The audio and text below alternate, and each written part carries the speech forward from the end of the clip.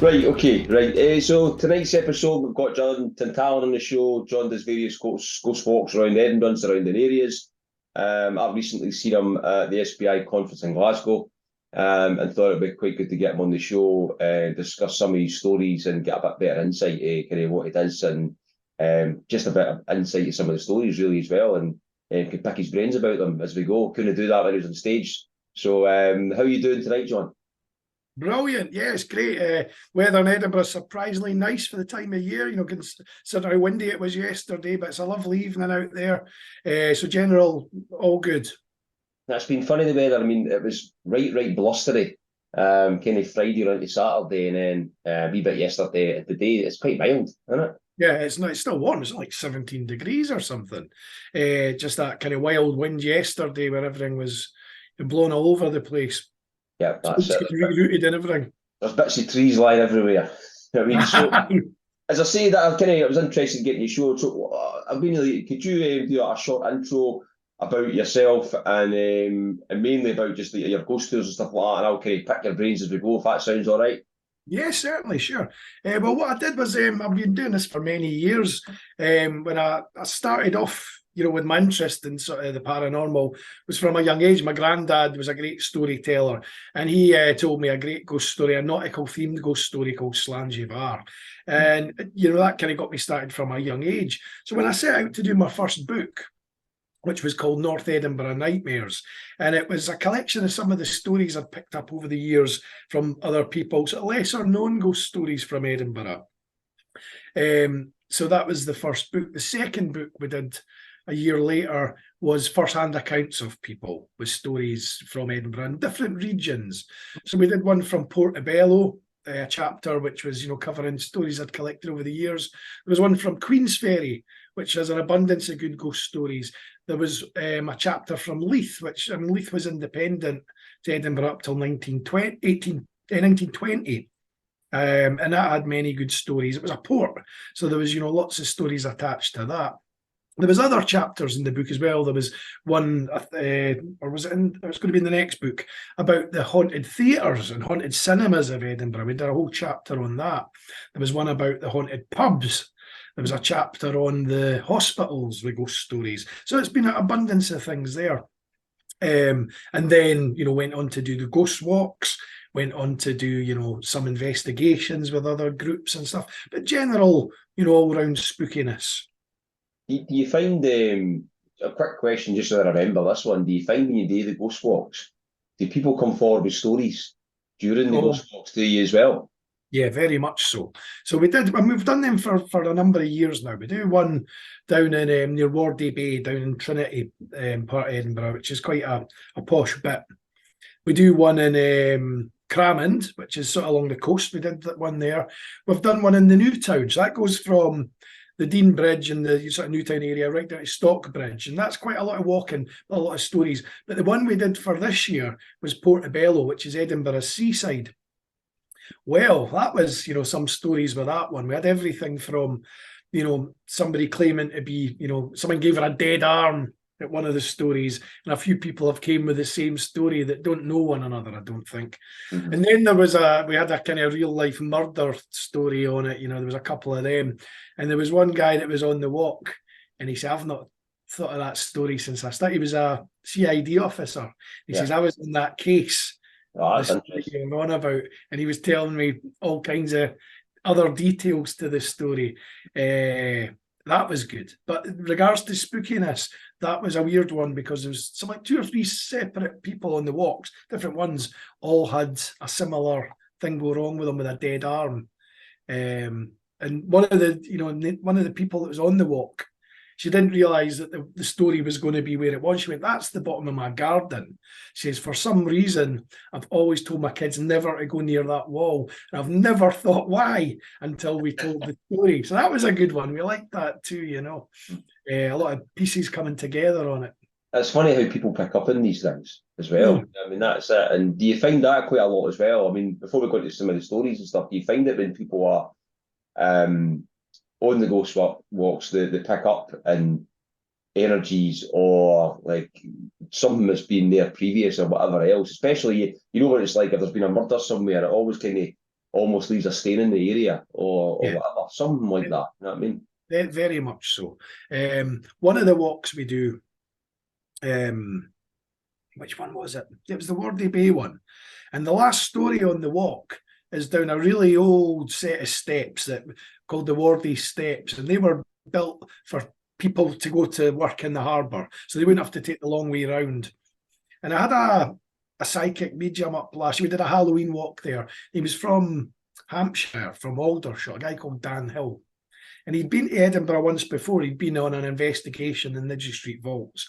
And he was saying, basically, I can't see what the fuss is about. I can't pick up on wee bits, but nothing really sinister, nothing kind of dark. And the minute he set foot in these Wardy Steps, he said, "Oh, this is awful." He says, "Somebody's been thrown down here, somebody's been pushed. It is such a bad vibe on these steps."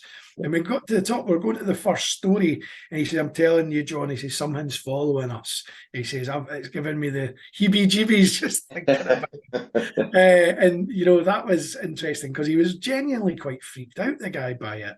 And yet he went to the vaults and says nothing, I mean, have you got a bit, do you still get scared about any of the stories or any of the places, or are you quite immune to it now with just being involved in it that long? No, not at all. There was there's one, see, there's some stories on that walk that are really dark. There's like about family tragedies, and there's one about a case, a real life murder case, where the 3 witnesses that the police interviewed all came up with reports that hindered the case because they claimed to see the man when he was claimed to be dead. And one person saw him getting a paper, one person saw him feeding pigeons, one person saw him in the stair, and this is documented, the whole case was held up because of their accounts. When we tell that one, it sends a shiver down my spine because it's right next to where the guy lived. And it's in a dark sort of close. There's other ones that unnerve you a bit. There's one in it's like there's 3 churches in this road, and one of them was deconsecrated in the 60s, and it's now a beautiful holiday let.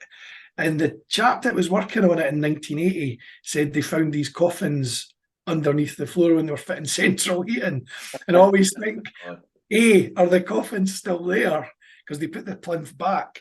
And B, the current owners know they're there. So I always get a bit unnerved on the walk thinking, is one of the owners going to be in the group? So always check first. It's still there. Yeah, I think so. But yeah, of course, there was all kinds of spooky stuff happened when they uncovered these coffins. There was like a painter fell in one of the coffins. There was a ladder knocked over. There's all kinds of stuff. And that was about 1979. But I wonder if they're still there because they just hushed it up. They just wanted off the job. But I mean, in regards to like stories and stuff, I mean, going through, I mean, if you want to kind of relay some of the kind of stories going through, the ones that kind of stick in your mind the most, you know what I mean? And then for there, I'll pick your brains on some of them if that's all right. I mean, there's certainly, of course. There's a really interesting one recently, and it was a woman that I spoke to. Because a lot of people come to me and just say, "Would you be able to help me with this?" It's something I'm probably, talking a lot of rubbish, but it's just a hunch. And this one, it's a cemetery up near where I live at Newington. And the woman walks her dog there in the mornings. And this occasion, she looks after graves. She puts tents to them and puts flowers at them and stuff, especially the infant ones. And this day, she saw what she thought was her dog's reflection in this granite headstone. And then she saw the dog looking at her from across the way. She thought, what on earth did I just see there? She says, there was nobody there early in the morning, and what looked like legs, like someone standing upright walking behind her. So she said, well, yeah, have a look into this story. So I went to the graveyard, and I says, right, where am I standing about? She says, can you see me now? Can you see me now? And she went, oh yeah, that's the spot. I can see you now, just like I saw this thing walk past. And I says, what makes you think it's the grave that you're looking at that's the connection? The grave where I was standing right next to, I never even knew that was there. It was all covered up. She uncovered the undergrowth on this grave, and it was a relative. The name Aitchison was on the grave, and it was a relative who died in the Eyemouth fishing disaster of 1881. That was a real scary one, but she actually traced a picture of the man. He was buried there, and he was like a way down the line relative. So I says, maybe that was someone trying to reach out to you. That's totally mad. And so that grave was adjacent to that one, or was right behind it? Or it was exactly where she saw this thing walking. If you stood in the reflection of the grave that caught her eye, that is the grave where the person would have been standing right next to that caught her attention, and it was a bloody relative's grave. That's absolutely mad how it could, like, what's the chances of that? You know what I mean? A relative. You know what I mean? That's she did loads of research into it because of the name Aitchison. She thought, I've got family members Aitchison from the bar. And when she looked it up, she says that was an actual relative from the Eyemouth fishing disaster. She thought, what are the odds on that, That's mad. That is mad. It's a good story, though, I mean, she was quite chuffed at it, but I wouldn't say she was even spooked, but she just got a fright at first when what she thought was the dog, and it was the dog was looking at her, So I thought that was a good one. There's loads of other good ones. I mean, we're talking about the theatres, Edinburgh, they've got some famous ghost stories, and also the old cinemas. Now, there was one on Boswell Parkway, and it was an old cinema called the Embassy, and it went on to be a supermarket. Now, the person came to me with a story, and it was one of the things that lots of people say, oh yeah, I've experienced that as well, I've experienced that. But what she said is when she used to go in when it was a supermarket, there was a sound like somebody clicking their fingers when they went in, and she turned around and looked very quickly, and somebody was standing there that vanished. And lots of people say, oh yeah, I've seen that. I don't know how true that was, but this woman was adamant. So I went on some podcast or a show, and I was talking about that one, and somebody got in touch, and they said, could it be the sound you're hearing this? Could it be a ticket machine, like an old-fashioned ticket machine when the man's turning to get the ticket? And it turns out that was the spot where the usher would have stood with the machine to give you the ticket. And they're thinking, could that, well, it'd be not like fingers clicking, but the sound of a ticket machine. That was quite an interesting one. It's totally mad. I find it mad how it's almost like sometimes, I mean, the difference, you probably found this in a lot of stories you've got, but you've got stories where it's almost an interaction with you, and there's stories where it's almost like a recording getting played. Yes. I mean, it's nuts. I mean, in regards to that, I mean, what do you kind of find in that kind of theory, the whole kind of stone tape theory, and you get like an amalgamation of different things? You know what I mean? I mean, I think with that one, because I did a wee bit, it led me to do a wee bit of digging afterwards. I think the stone tape theory would be correct. It is now like, I don't know if it's like a social work building or something, but the bit where the ticket booth would have been is now an office. So it'd be interesting to see if anyone that uses the office or stays there has encountered the same sound. Yeah. It's still replaying over the years. So it was the cinema until the 60s when it got burnt down. It was demolished in 76. Then it became William Lowe's. And then it's now the social work building. So it's exactly the same spot where the man would have stood selling you the tickets. That the stone tape theory, could be present with that. Yeah. You get, I mean, that's the thing. You get things like that with the whole stone tape theory, but then you get ones that's like interactive with people. Yeah. As well, which is it's a total kind of mad thing. I mean, the whole kind of ghost. I mean, you must know this because you kind of live and breathe it. You know what I mean? I was predominantly kind of like a UFO guy. I like the UFOs Yeah. and stuff like that. But I'm like a whole generalisation, the whole paranormal. But if you could pick Hmm. a few kind of points, that's kind of what I kind of was into more. But I mean, There's the a whole sorry, sorry. There's a shameless plug for you in my saying about the UFOs. yeah, There's my new book that just came out, The Haunted Realms of Surrey and Hampshire, which is an interesting story itself because it's the other end of the country. There's a UFO story in that. I wonder if you've ever heard of it. And it was 1983, and it was a fisherman from Aldershot on the Basingstoke Canal.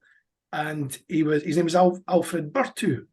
no heard this one. No, This is a belter, it really is. So he was fishing on the Basingstoke Canal in 1983, and he claims that there was a glowing ship, and there was two small people came and took him in the ship, scanned him, asked him how old he was going to be on his next birthday, and he says, "You're no good for us," and let him go. And he just went back to his fishing. So the next morning, when the military police, because it's Aldershot, it's MOD yeah, yeah. area, he was telling them about it, and they said, "Why did you go in the ship with him?" He says, "I thought it was the Gurkhas. I thought it was the wee Nepalese guys." And he just went with them regardless. So, I mean, the man took this, lots of people investigated the story up to his passing. And when I was investigating the story, I said, we've got to find somebody with that name, Burtu. So I had a friend that was a postman that says, you're bound to deliver a letter to someone with that name in Aldershot. And we couldn't find a single soul. But I thought it was great, a great UFO story. Oh, totally. And I wonder how many other people have heard it. Yeah, that's what I'm saying. Like the whole kind of paranormal feels interesting me, but I mean, that's kind of what I was starting to get into and stuff like that. I mean, but a lot of the paranormal stuff links in with other stuff. I know you get the whole kind of stone tape theory, and you get people seeing ghosts in regards to like through different time stages and things. Yes. But there's all in amongst that, and you probably came across cases where you get just weird things that is like thrown in amongst all that, which doesn't kind of sit with as if it's a replay of something. Yeah. It's like something where either sinister or just something totally off the wall. You know what I mean? Yeah, of course. I mean, there was a chap that I interviewed. Now, the majority of people that you speak to, they're absolutely fine with using their names and stuff. But this had the strangest request.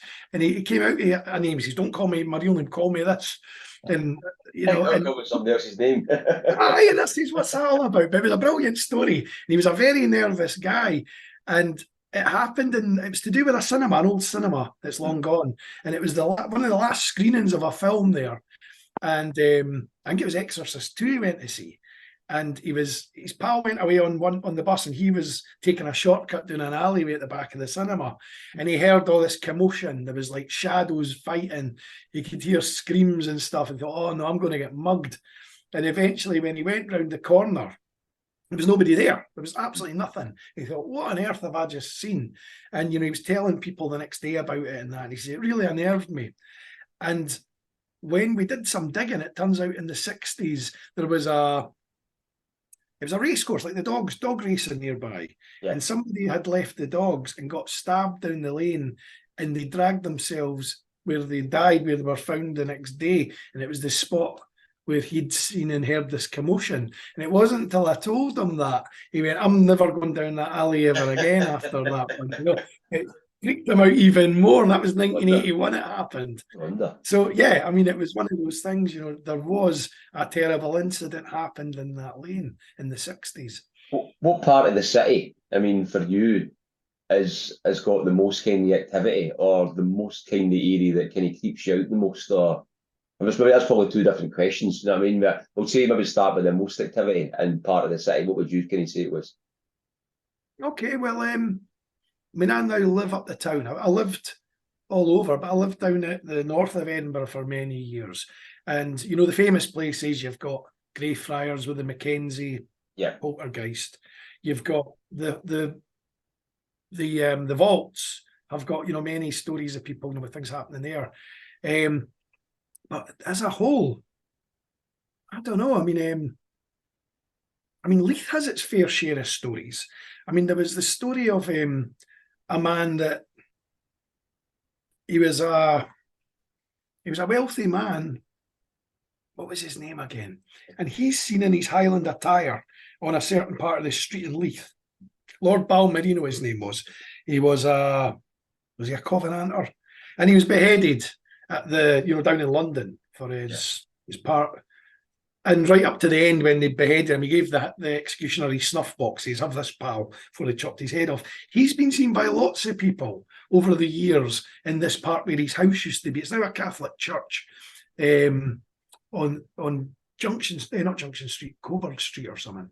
There's a lot of activity from there. But the famous ones, the Covenanters, the Greyfriars. Yeah, yeah. There's lots of people claim to have things happen to them there.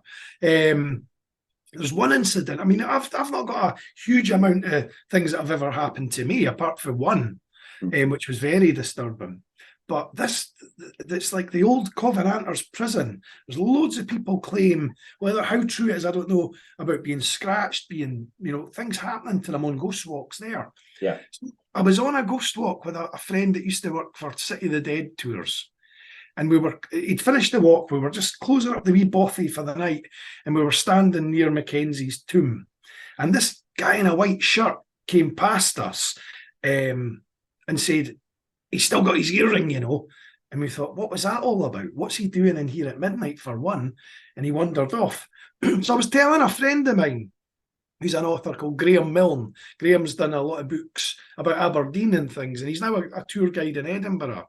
Yeah. And when I told him that story, he went white as a ghost. He says, the same thing happened to me on one of my walks. A guy in a white shirt went past and went, he's still got his earring, And he absolutely, it scared Graham after death, the fact that I'd seen it as well. So God knows what the story is with that one in Greyfriars Kirk. Mm-hmm. That's mad. That is mad. It really was odd. And he looked like someone on something, like he was under the influence of something. And he was coming right towards us, to me and Grant. I thought, what was that all about? And Graham says the same thing happened to me. And he does ghost walks in there all the time. Seen the same guy. I mean, that's mad. It was what he said. He's still got his earring. And they say that Mackenzie's body that's still in there, all this chaos started when somebody broke in the tomb. Mm-hmm. And they say he's got an earring. So that's speculation, has it? It's not Mackenzie's body, it's a relative's body with the earring. And they've been in there for hundreds of years or whatever, in this mausoleum. Mm-hmm. There was another sinister story about some kid broke in and nicked the head, back in 2002 or something. And the story has actually ended up in horrible histories about this kid nicking the head. But yeah, they say that there's a picture and it's still got the earring. So I wonder what the connection is with that one. Oh, mad. That is like mad. When you do the tours and stuff, like how often do you do the tours? Is it like periodically, or do you kind of ad hoc them or what? Or? Well, yeah, I mean, we do the Portobello one's been a big, huge hit. We were doing that twice a month. We were doing 2 weekends every month from April right up till September. We did that, but we're doing a Halloween one, 2 Halloween ones that we just announced, and they're selling really quick.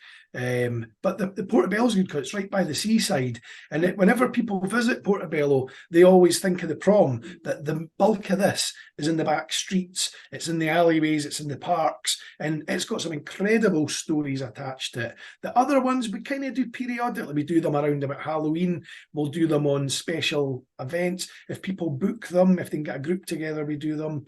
We do one in a graveyard as well, but it started off with the residents near the cemetery asked me to come and tell them some stories.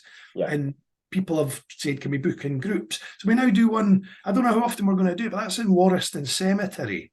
And it's got some great stories, about the Red Lady, Mary Ann Robertson, and, other things. There was a show called The Omega Factor that was in 1979 for BBC Scotland. You ever heard of that one? No. Omega Factor was great. It was like a Scottish X-Files. It had the woman that was in, I can never remember her name. She was in Doctor Who, Louise Jameson. Oh, right. The guy that was in London's Burning, James Hazeldine. It's an amazing show. It was all filmed in Edinburgh and bits in Glasgow, and they were filming in the Omega Factor. Omega Factor. I can't remember it. Mary Whitehouse got it basically removed because she was so horrified with the subject matter. And they were filming one episode, the 9th episode, in Warriston Cemetery, where we do this walk.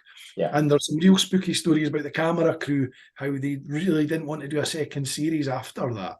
So there's some great stories from them that we do. Oh, good, good. I mean, it's like it's funny how people still gravitate towards it. You know what I mean? Because you've got a lot of people who they'll probably claim they're no believers or whatever else, but they still gravitate towards hearing the stories and they want to hear Yeah. the stories. They've got like a severe interest in it. Yeah, it's true. I mean, we do the Wardy Bay walk. I think it was maybe the first one we ever did. And we were telling a famous story about the St. Columba's Hospice, which is down there. And it used to be called Challenger Lodge. And the story is that when, there was staff worked there, there was many people would claim to see a wee dog in the room. And the warden say, can you get the dog to leave? I want to go to sleep now. And they'd come through and humour and say, oh, he's away already. And it came to be known as the Ghost Dog of Ward 9. So when they demolished the hospice and rebuilt it, they found a box with bones of a dog buried beneath the ward. And it goes back to before it was a hospice. It was a building called Challenger Lodge, and it went on to be a children's home. So this wee dog went on forever, the sightings of him. And a lady that was on the walk showed me footage. She pointed me in the direction of a short film from the Library of Edinburgh, the archives, and it was called The Chief's Day Out. And in this footage, silent film, it was from the 60s. It was a famous Edinburgh policeman called William Merrilees, OBE, who used to visit a lot of the homes in Edinburgh, and he was a very good man. And he used to bring celebrities and movie stars to visit the kids and stuff. There's a famous story about Roy Rogers coming to one of the homes with Trigger the horse and meeting it, and he adopted a wee girl that went to live in America with him and his wife. But in this one, he brings a movie star from the movie Greyfriars Bobby.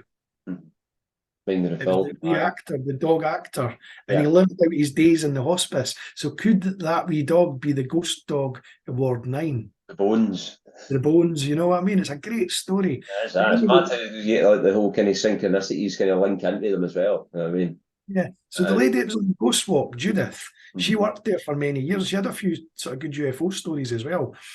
But she said she knew that story about the ghost dog.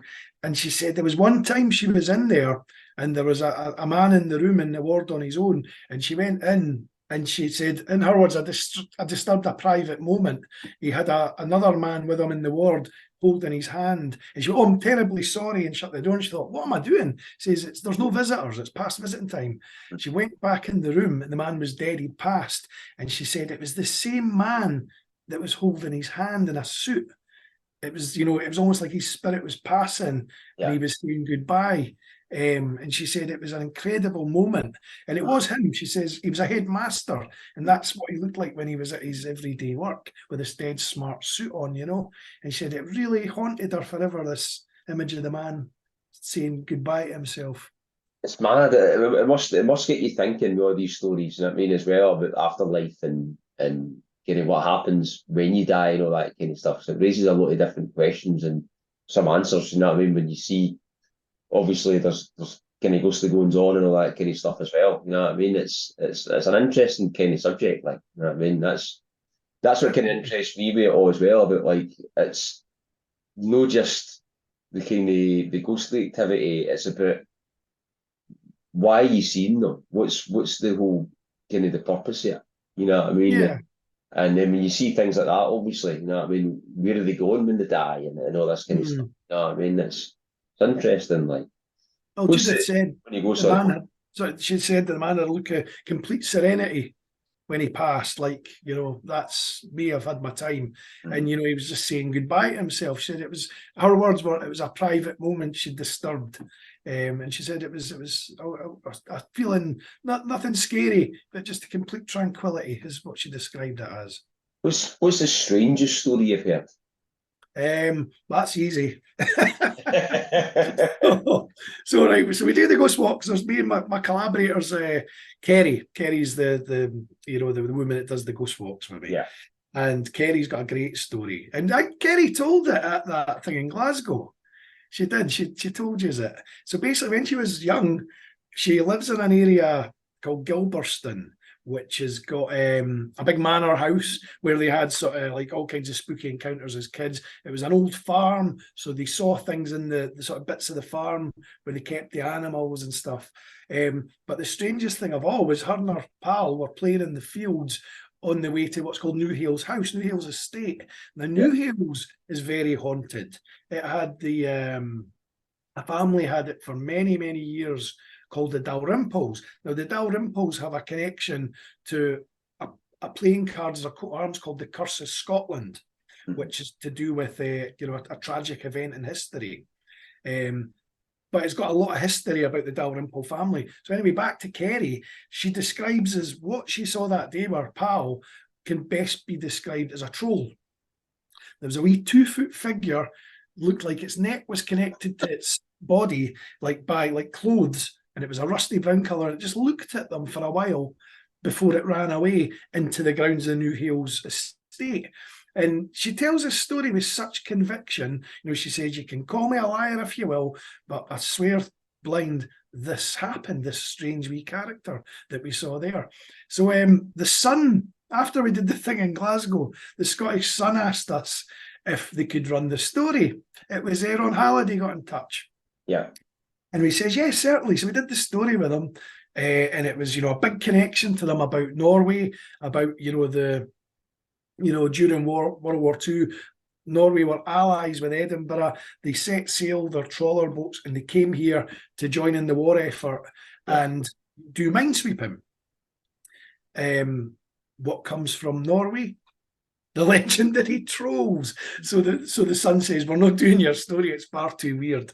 So Isles have got it instead. But we thought that's such a weird story. We've been trying to find any connection with the folklore of the trolls in Norway and stuff like that. But that was certainly the weirdest, Kerry's troll story. Yeah.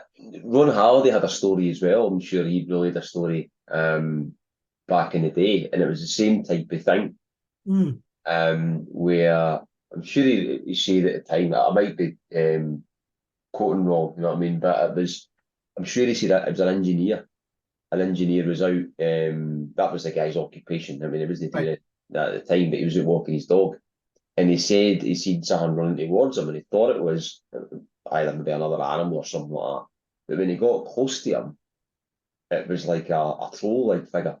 And it had like kind of leathery face or whatever, kind of leathery type face, and it just looked at him, then it ran away. That's really interesting. Mad. I mean, things like that. I find it really interesting because they're just that off the wall. People, they see things, you know what I mean? It's like there's a story I'll tell you at the end, and folks, I'm not going to stick it in the podcast, like listeners have probably heard it like multiple times, so I'll tell you it's like my kind of family story that links into a wee bit of that. But I find things like that interesting. There was one as well where a guy relayed, the listeners have probably heard this one as well, where he was driving his car. This is quite recent. He was driving his car, place called Blackford, on the way to Perth. And that neck of the woods, and basically it was like one of the kind of side roads, and it was quite. Was it windy? I'd say it was a wind, right? But it was like you could see like the leaves and that blowing and stuff like that. But he seen this thing coming towards his car, and he thought it was a bag or something like that, like blowing towards his car. But he actually, I think he said first, I might just try to remember the story right, but I think first he'd seen like it was like an eagle or a hawk or something like that flying, and it was going towards this blown bag, right, or whatever it was. And when it got closer, and this is quite recent, I mean, you're maybe talking probably in the last, I don't know, maybe 5 to 10 years, if not earlier than that. It's not like gone back years and years ago.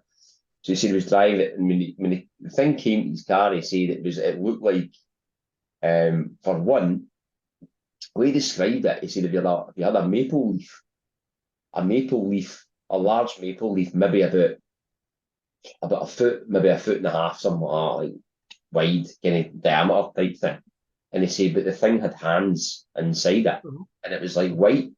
And he said the way he described it, he said, like, if you can remember the Guardians of the Galaxy thing with the thing called Groot, because it's like its head is quite flat, it comes up, then its head, like, it looked like that. Yeah. apart from it was like a kind of pinkish whitish colour. And it seemed to change colour a bit.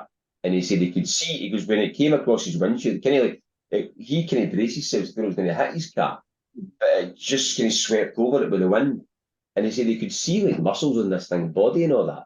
Wow, And that's cool. but this like it was like almost as you could see the surprise in its face. He won. It was getting chased with this bird, as almost like he could see it, and it just hit his car as well. And he said there was somebody else who'd slowed down because they thought they'd seen it as well on the other side of the road.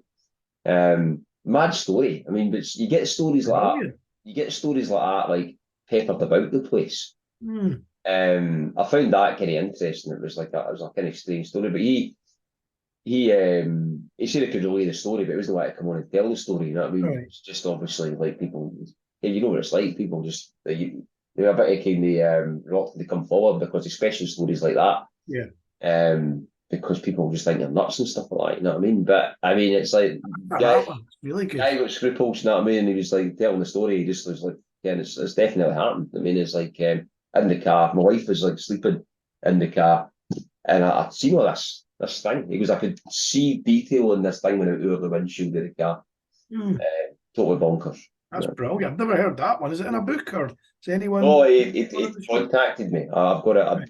I recorded it and stuff like that, and I've relayed it in a podcast. But I didn't do it live, obviously, because the guy didn't want he didn't want to basically come on and see that. He kind of Yeah, wants something like he was and stuff like that as well. So some people like that, but it can relay their story. Some people it's have a got cracker. It's really good. positions and jobs and stuff like that. Yeah, there was another similar one that there was a lady interviewed.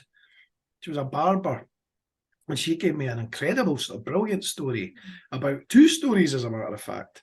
And when it came to it, she said, I can't go through it to record it. You know, she says, I didn't mind you telling it. But I said, oh, you've got to come on and we'll record this. But she just said, oh, no, I can't bring myself to do it. And it was such a shame because it was, you know what, I've forgotten one of them. I'd have to speak to her again, but one of them was about a pub in Edinburgh, a famous pub. And on the same time each year, there's a character with a cloak can be seen walking through the pub. And she claims to have seen it, but I'd love to hear more about that one. But she says, nah, it's, too close to home. It's strange that. It's mad. People see these things, and sometimes it's like they just catch you off guard, Mm. and it's like at the moment where you're maybe at least expecting or whatever else. And I spoke about this in one of the last podcasts where people see things, and you'll have an argument with and a slight tiny argument in your own brain where like half your brain will be like, I've seen that, and half will be like, that's just a trick of the light, or it's just this, just that, and you go about your daily business. Yeah. But when you sometimes actually go through all these different things and you can turn and say, like, aye, that happened. And that was quite odd. And there's some things that just come out and they are like there's no mistaking that they happened or they're like extremely strange or some you know what I mean? We had a couple of strange ones. I mean, there's I mean, I've been quite skeptical all my life until an incident in 2014 that changed it all forever. But there was one time, it's a shame Kerry couldn't come today. She was going to come, but she's busy or she couldn't get something to watch her dog or something. But we were filming. We did all these YouTube videos, and Kerry's appeared in a few of them. And we were filming. There was one called Wines, Ales, and Restless Spirits, and it's all about the pubs, haunted pubs of Edinburgh. And one of them we went to it's the oldest pub ever. It's called the Sheep's Head down in Duddingston. It's older than America, this pub. And we were in there older than America. Oh, it is. It's legendary. And it's right in the shadow of Arthur's Seat. And I was in buying £6 pints off them, trying to get an answer for filming. And they're saying, oh, I don't know if we should allow you. I say, oh, come on. And eventually we were doing our filming outside in the Kirk, Duddingston Kirk. And we says, we'll go into there and see if they'll let us film. Now that's got two incredible ghost stories, the Sheep's Head. It's got the story of the Major that's seen at the bar. And the best way to describe him is he looks like Paul Broon at the Broons, this guy. He was a previous owner. But the other one is there's a wee skittle alley, and it's, again, 100-odd-year-old. And when they were renovating it, there was the spirit of a wee girl started appearing. So we went in this day, and they said, do what you want. We're too busy to care. She says, brilliant. We can film all we want. And the first thing that happened was we were sitting down and we were reviewing the footage we'd done already. And I sat next to Kerry to show her, and what resembled my hooded top on this chair where I'd been sitting stood up by itself. And I thought, what did I just see there? And the hooded top hadn't moved. It was like something had stood up from the seat I was in. Yeah. So as Kerry recalls, says I swore very loudly and offended the family that were sitting next to us. But when we went into the bowling alley, and Kerry were filming it, and it's in the episode, Kerry's walking round and there was 4 lights at the bottom of the bowling alley and one of them was out. And she started asking it questions, and the light replied to her 9 times. And that really unnerved me. She was neither up nor down. She's doing this stuff all the time. But she was asking about the refurbishment. She was asking about, are you okay with us being here today? And every time it answered. And we thought, could this be the staff mucking about with us? We thought, it's the busiest time of the day. They run off their feet. And how can you make one light blink that's out? So that was very odd, Did the people in the pub experience a lot of stuff as well? Oh, yeah, it's famous for it. It's very documented about the wee girl. Is that next to the Royal Mail? Is it no far? No. This one's like if you go through the Arthur Seat and you go through, Holyrood Park, you come to the opposite side and there's Duddingston Village. It's a tiny ancient village. Right. And that's where the pub is, the Sheep Head. It goes back to 1200s or something. It's very old. And that's where there's been 2 ghostly. Give me the Yeah, sure. What is it?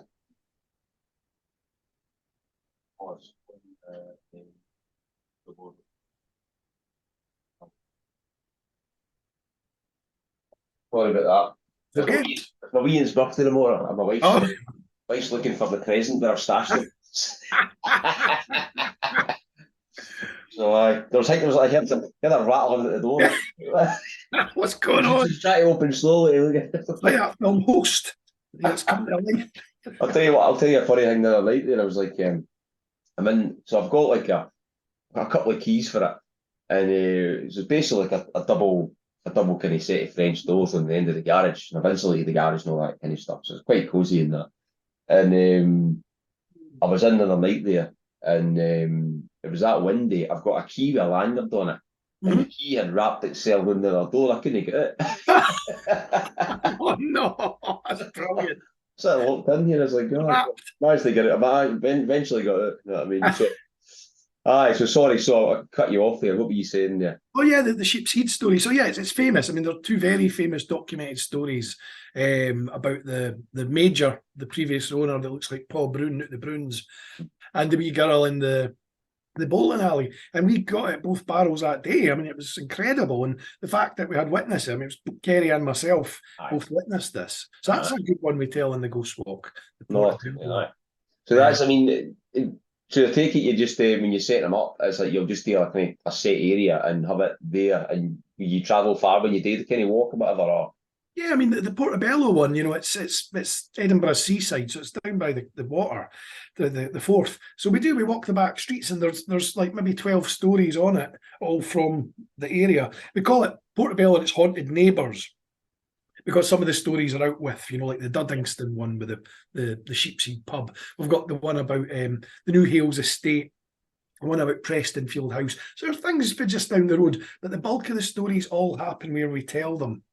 Aye. There's a story about an incident from the 70s, late 70s, happened to a girl and her sister. It was called, the thing that went bump in the night, that said bump in her ear. We tell it at the exact address where it happened. There's a story, the one where people keep getting dead arms, that's at the back of what used to be a garage. It's now a high-end hi-fi store, and it's got the story of a woman that was crushed to death. We've got the famous story of by no means a ghost story, but it's a story, a kind of tragedy of Jane Anderson, who was a Portobello resident. There's other ones. There's a haunted arcade, and we tell them so exactly where they occur, which it certainly adds to it. It's good. What was the story with the trapdoor in the house? What was that one again? One with there's a trapdoor in the house that went down to the waterfront or something like that. They found like a trapdoor in the house. Oh, that one, yeah, that's in the Trinity Wardy Bay walk. There was a family called the Finlessons that lived in this house. It's called There's a wee cottage. It's called, is it Woodbine Cottage or something? I can't remember. But anyway, it's a lovely little house. And the Mrs. Finlayson lived there. Her husband was away at war. And she discovered, and they were there 10 years, she found a trapdoor in the property. And when she lifted it, she started hearing all kinds of weird things. It was a tunnel that went down to the front. It would have been used by smugglers, they reckon. And somewhere down the list was in, the 40s. It's been filled in now. So it goes halfway down. But they were hearing screams and all kinds of, kind of spooky things that caused her to move out. But I think she was there for 10 years, the family. But that was when they moved this trapdoor. All the strange things occurred. But they're just along the road from that one is a very famous story called the Trinity Poltergeist that happened a long time ago. And it was a man called Captain Molesworth that stayed there with his 2 daughters. And there was all kinds of supernatural goings on with that. But that's a very old documented story. It was written by Elliot O'Donnell in one of his books, a long time ago. And Catherine Ann Crowe wrote about it. So, that's right next to where this Woodbine Cottage incident happened. Then he found what an interesting thing to find in your house, a trapdoor that goes down to the shorefront. Well, I've got a good one for you. So when I was researching this thing about the haunted pubs, I was telling Ron Halliday this one because he covered it in one of his books. And it was a place, a very old pub in the Oxgangs area called the Hunter's Tryst. And the Hunter's Tryst, it was an old hunting lodge. It was used by a group of guys, and they called themselves the 6 Foot Club or something. And it was people like Robert Louis Stevenson was a member. There was Sir Walter Scott. There was other people, all members of this group, and that's where they all met at this pub, the Hunter's Tryst. And it reopened in the 60s as a pub. It was used as a farm for livestock for many years. So Ron's written about some of the spooky events in one of his books for 96. I can't remember the name. It's a great book. So anyway, I interviewed the current manager. His name is Rab. And he was telling me, he corroborated some of the spooky stories, and he'd never read Ron's book. But the best one of all was there was a guy in visiting with his wife having their dinner one night. And he says, I worked here years ago. It's a great pub. He says, I had many fond memories here. And he says, it was one of these great places back in the day where you got the accommodation with the job. And he was going, that's fascinating. He says, where did you stay? He says, I stayed in the wee house. And he says, what wee house? He says, the one at the back. He says, there's no wee house here. He says, I'll show you, son. He said, all right. So he took him through the back, the bit where they keep all the kegs of beer and that. And he says, it's been remodelled. It's up there. And he says, what is? And there used to be a set of steps, and there was a hatch.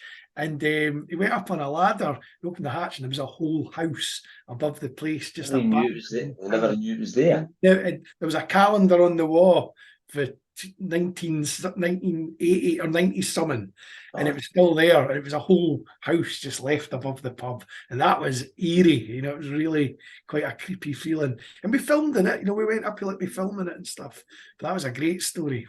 I do think of that, see when you're in Glasgow and Edinburgh, and you look at the buildings being built on top of each other and just all close enough together, and there's been old buildings that have been defunct, and then they've built new ones. There must be so much just devoid properties that people have forgotten about. Oh yeah, just here and there and everywhere. I mean, I think that all the time when I'm in the city.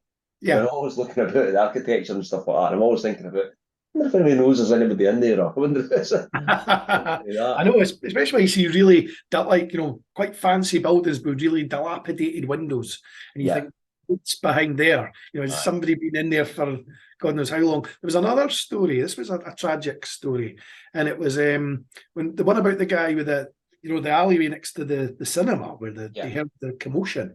There was a house directly across from it on the first floor, and there was a lady found in her armchair there, and she'd been dead for 5 years, sitting in the armchair. How can that go undiscovered for all that time? And it's a true story. It's completely, documented about the tragedy or going unnoticed for all that time. It's still happening to this day and age. You know what I mean, with society and stuff. Yeah. I mean that. It's so interesting. You know what I mean? We just the difference in amalgamation of different stories with different time eras and all that kind of stuff. And Edinburgh being a place where it's been there for that long, obviously, you know what I mean? You got all Yeah. these different souls passing through there and whatever else, you know what I mean? It's mad. I mean, it really is. I mean, there was the one in 2014 that got me rattled was it was a place that's been documented. It was a book actually I got recently. It was from 2007, and the location was written about it in there for a different spooky story. It was the chap, was it Alan Mundy? I can't remember his name. He's the guy for the Ghost Club. He now lives in Edinburgh. He goes to the Fortean Society, and he documented this place. So in 2014, my friend, he was a security guard, and he says, I had an interesting weekend there. He says, you're into spooky stuff. He says, I got a bit of overtime and it was looking after this building they're trying to sell called Craig Crook Castle. It's in the sort of Blackhall area of Edinburgh. And at the time, it was up for £6 million. And the actor, Gerard Butler, was going to buy it. And in the end, he didn't. But Peter was in there. And he was, he just, all he had to do was every hour go around the building and do a check. And, sit, it was really boring, sit in the wee office with your cup of tea. And he did, he went round, first check, came round, sat down, shut the drawer, watched his laptop, whatever, went round, done another walk, came in, shut the drawer.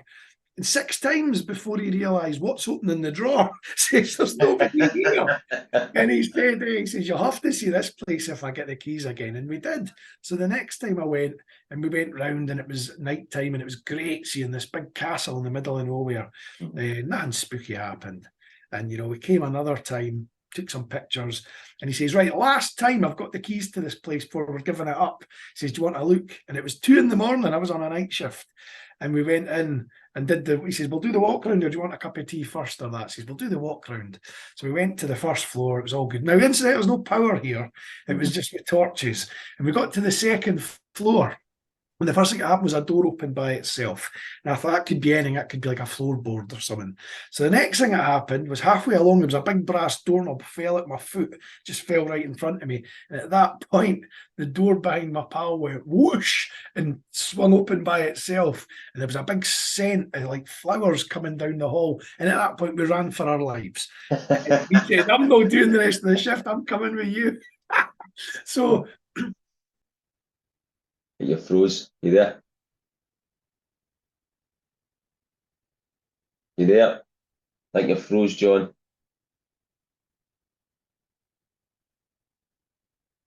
You there? You hear me? Quickly message you. Excuse a minute.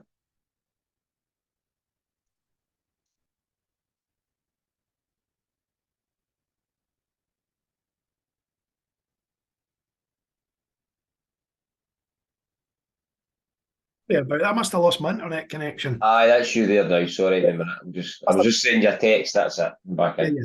Back in the room. Back in the room. So back to this story. So it was owned one time by a judge called Francis Jeffrey, and there was stuff documented in this book from the 80s when it was used as an office with paper clips being thrown at people and stuff, and Francis Jeffrey being seen at the window and stuff. So it held some precedence that the building was haunted. Yeah. And what we saw between the two of us was absolutely terrifying. I've never seen anything quite like it, with the doors opening by themselves and stuff. But that was my real ghost story, that one. Aye, I had the same. I was talking to the guys at the tours in Bannockburn House the other week there, and they were saying the same with the doors and stuff like that. And he said one night he was going to I think he was just closing up and stuff like that after everybody had left. Yeah. And there was I can't tell it right, but there was a door, it was ajar or something. He was going to. He said, "I've got him close it, whatever else," and it ended up it swung getting right round and banged into the wall, and the actual handle stuck into the wall. Really? It was that forceful. Yeah. Some of the, there's like loads of stories in there as well. But that sounds great. Bannockburn House. Bannockburn House, just outside Stirling, off Bannockburn, obviously. Aye, but they did ghost tours and stuff, so I was kind of He invited me up to get a kind of wander round, and they kind of hear kind of ghostly goings down and steps and noise. The interesting thing was with it, and I kind of went round and I was recording. I've started kind of actually edit some of the stuff, but I was recording, and one of the rooms where they hear constant walking. As if somebody's stepping along the walking along the floorboards. It's like with boots on or something like that. You can hear them when you're in this kind of downstairs room. You can hear them, and so you can hear them actually coming and then walking down the steps. Mm-hmm. They say the steps are like they're no, it's not like floorboards or anything like that. They're actually like stone steps. Yeah. You can hear them walking down, and then it kind of stops. And there's never anybody there. This big, massive kind of house, they're the only people that's in it. The interesting thing was, I mean, when I get in that room, I kind of say it, and I'm no, I mean, I'm quite, I'm not a skeptic, but at the same time, I'm a skeptical believer. I mean, I'm not going to believe anything. I'm open-minded, you know what I mean? But at the same time, the thing, I don't believe is anything, you know what I mean? Run a paranormal podcast. But I do. I mean, I do. I'll take a kind of open mind to a lot of stuff. You know what I mean? Believe a lot of things. But so the interesting thing was that in this room, I asked them what people felt in that room, and they said that not much. I mean, they just kind of come in and see the room, blah blah blah. But the most kind of thing you hear underneath it. And when I entered the room, and I've not been in a lot of ghost tours or anything like that, and it wasn't just the feeling of being there or whatever. I didn't really get scared of anything that much. And I was in that room and I felt a right pressure on my head, right? And I get this thing with the Wi-Fi and all that kind of stuff, and where it gives me a sore head now and again. Yeah.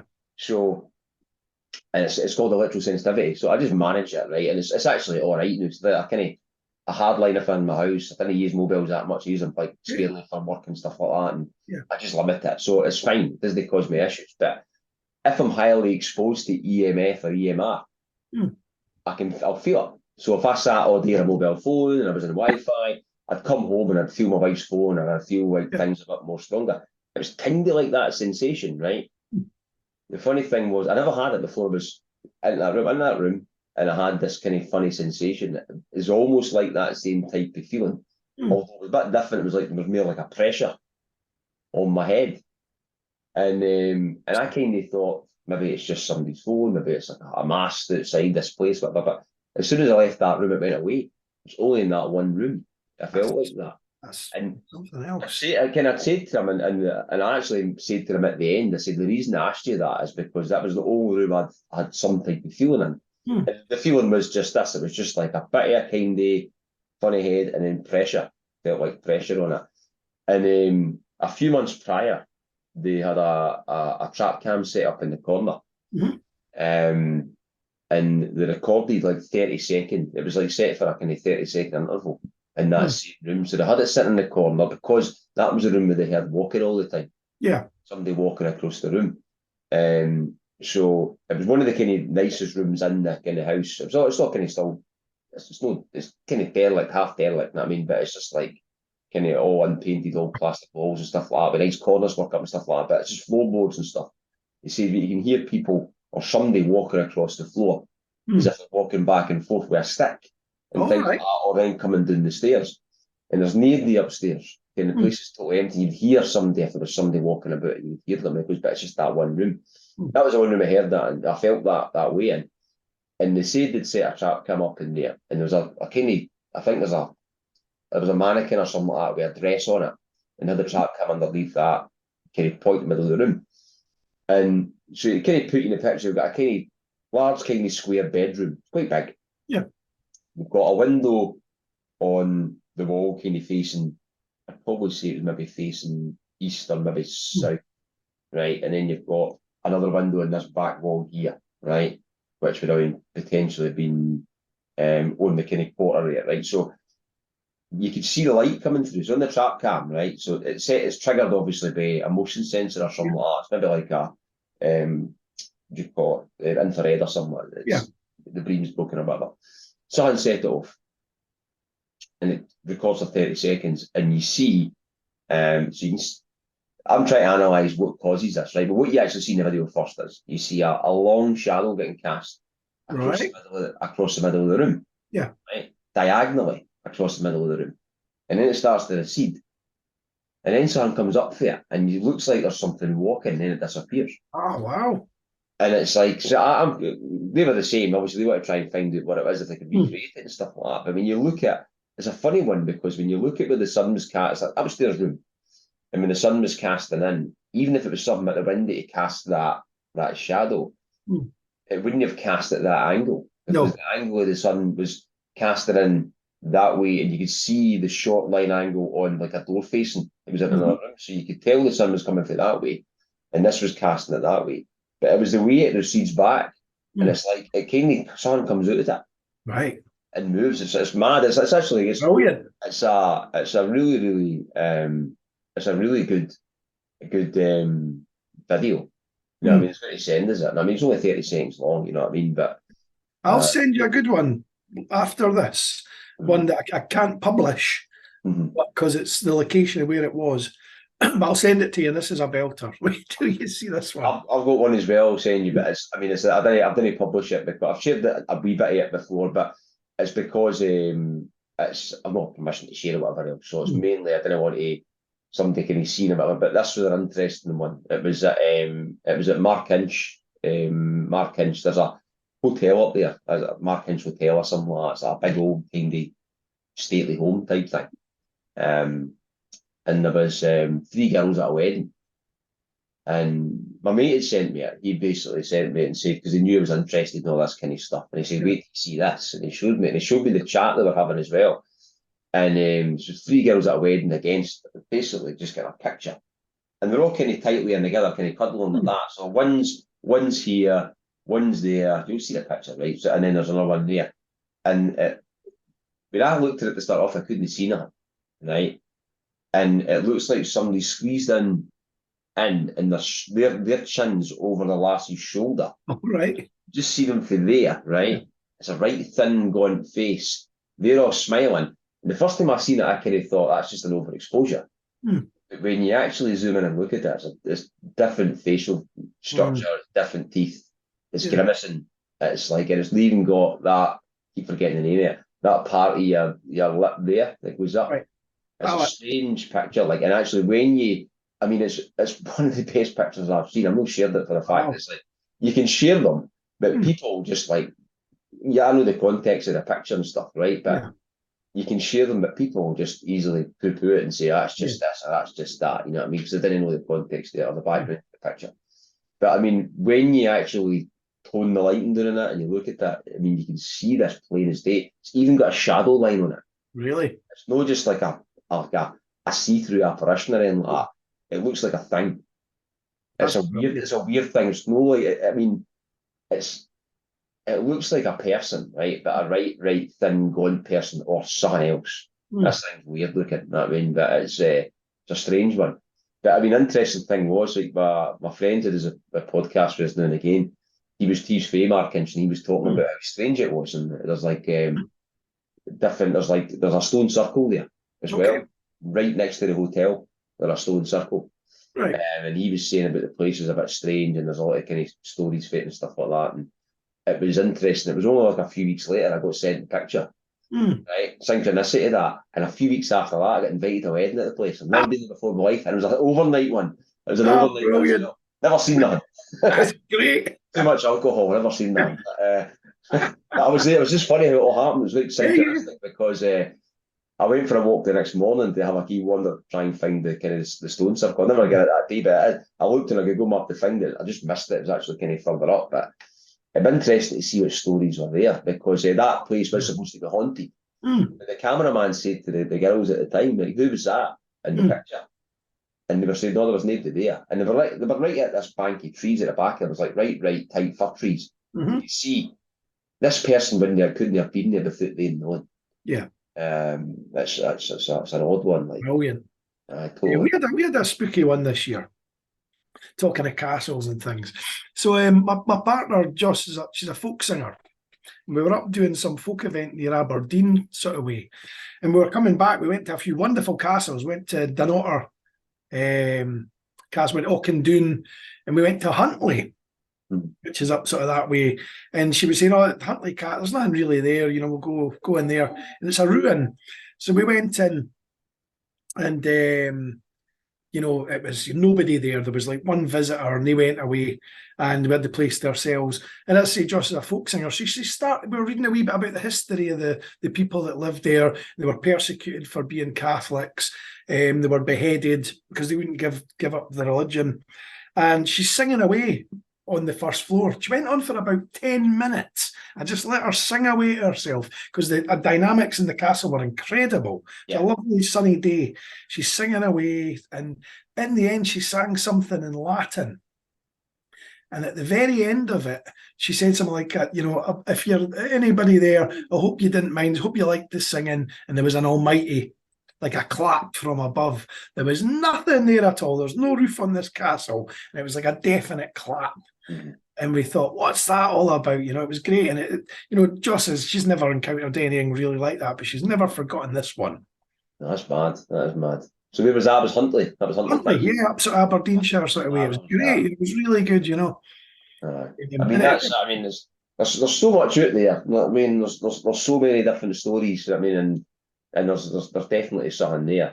So have you came from a non-believer to a believer now? It was one of those things that I was never looking for, things like that. But after the 2014 incident, definitely, because I had a witness and just couldn't explain it. The version of events. So now I'd say that it's not like everything. One moment. No, I know what you mean. It's like nothing has directly jumped out at you, but some things you just think I can't possibly explain how that could happen.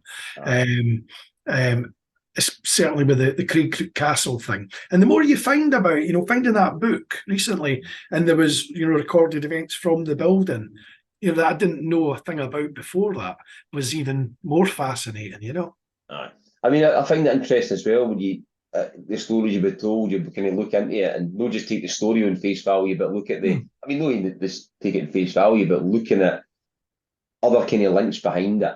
You know what I mean? To do that and try and tie up like a linkage to it or a synchronicity to it and things like that as well. That's quite interesting. It's fascinating. Totally. So, in regards to if people want to go on like a ghost tour or find any of your books and that, so where can people kind of find your basically your literature basically you put out, and obviously your tours and stuff? The best way is on social media. We've got our website, North Edinburgh Nightmares, at wordpress.com. We've also got, the Instagram, Twitter and Facebook. It's always the up-to-date information on there. It's a link tree. It's got the whole thing in one. It takes you to the link to buy the books. There's 3 books in total.